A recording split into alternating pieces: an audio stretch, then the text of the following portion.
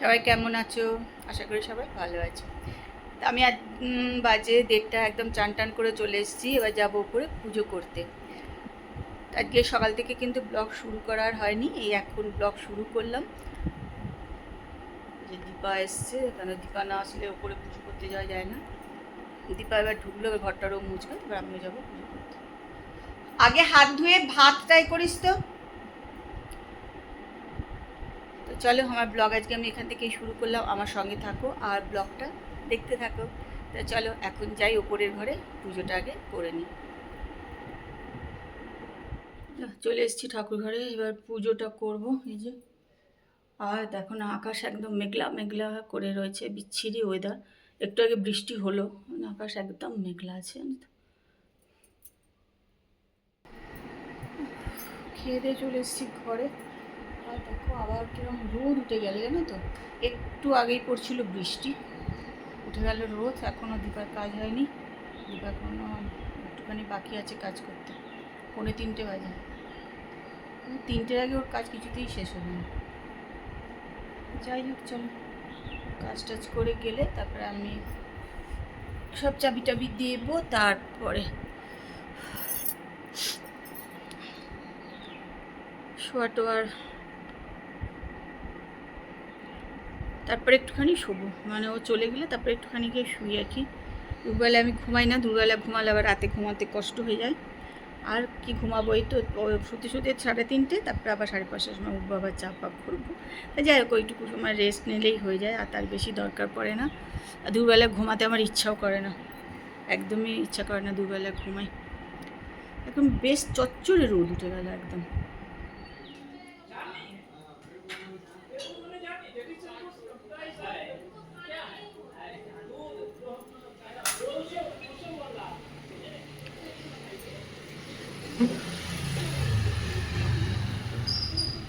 বৃষ্টির জলে দেখো গাছগুলো কি সুন্দর।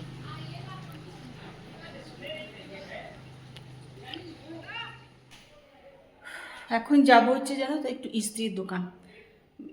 মানে 1 মাস হয়ে গেছে ইস্ত্রি দিয়েছি, কিন্তু আর আনা হচ্ছে না। রোজই ও আমাকে দেখলে বলছে, আর আমারও মনে থাকছে না। অথচ মানে সিঁড়ি দিয়ে নেমে গিয়েই ওর দোকান, তাও 1 মাস হয়ে গেছে ওর কাছ থেকে নিতে পারছি না, বুঝলে। মানে যখনই যাচ্ছি, রাস্তায় নামছি, বিলটা নিতে ভুলে যাচ্ছি, দিয়ে চলে যাচ্ছি, ওই জন্য নেওয়াও হচ্ছে না। আর কি বলতো, বয়স হয়ে যাচ্ছে তো, সব কিছু ভুলে যাচ্ছি, সব কিছু সবসময় মনে থাকছে না। এটাই হয় বয়স হয়ে গেলে, তাই না। আজকে ভেবেছি এখন যাবই নিতে। 1 মাস এর ওপরে হয়ে গেছে, কেন আবার অনেক জমে গেছে, সেগুলো আবার ওকে দিতে যেতে হবে। ইস্ত্রি নিয়ে চলে এলাম, এসে গা ধুলাম, সন্ধে দিলাম। মানে কি প্রচণ্ড যে গরম, বাপরে বাপ, প্রচণ্ড গরম লাগছে আজকে আবার। চলো আবার এখন ইস্ত্রিগুলো নিয়ে, এগুলোকে এখন এই যে নিয়ে এসছি ইস্ত্রি, এগুলো আবার এখন সব তুলতে হবে।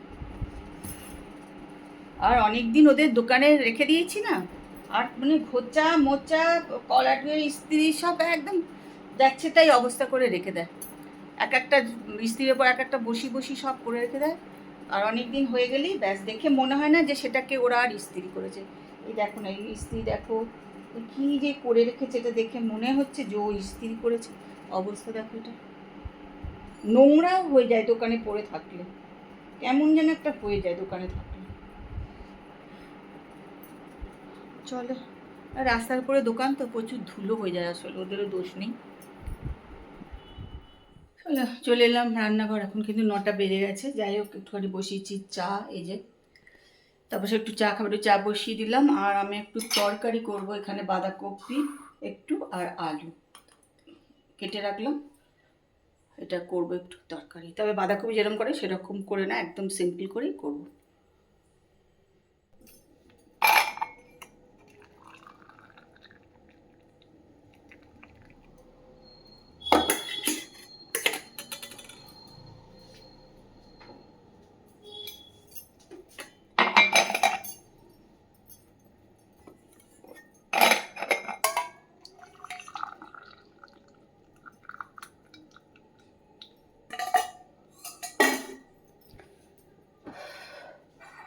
চাটা খেয়ে নিই।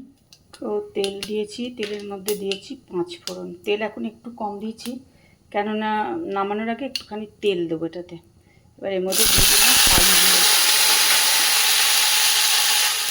আলুটা প্রচুর জল ছিল।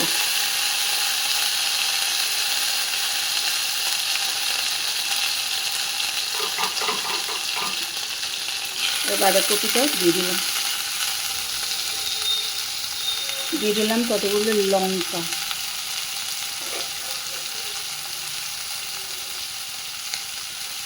হলুদ দিয়ে দিলাম,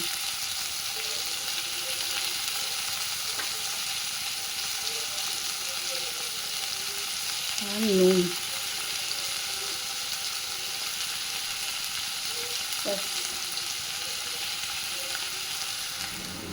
এর মধ্যে দিয়ে দেবো একটু জল, দিয়ে এটা ঢেকে দেবো। ব্যাস, আর কিছু করবার দরকার নেই। নামানোর আগে একটু তেল দিই নামিয়ে। তরকারি কিন্তু হয়ে গেছে। এবার একটু দেবো এর মধ্যে হচ্ছে তেল, জানো তো,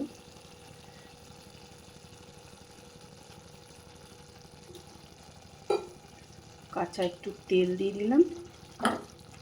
আর একটু চিনি দিয়েছিলাম, সেটা তোমাদেরকে দেখানো হয়নি, খুব সামান্য, না দেওয়ার মতনই একটু দিয়েছিলাম আর কি।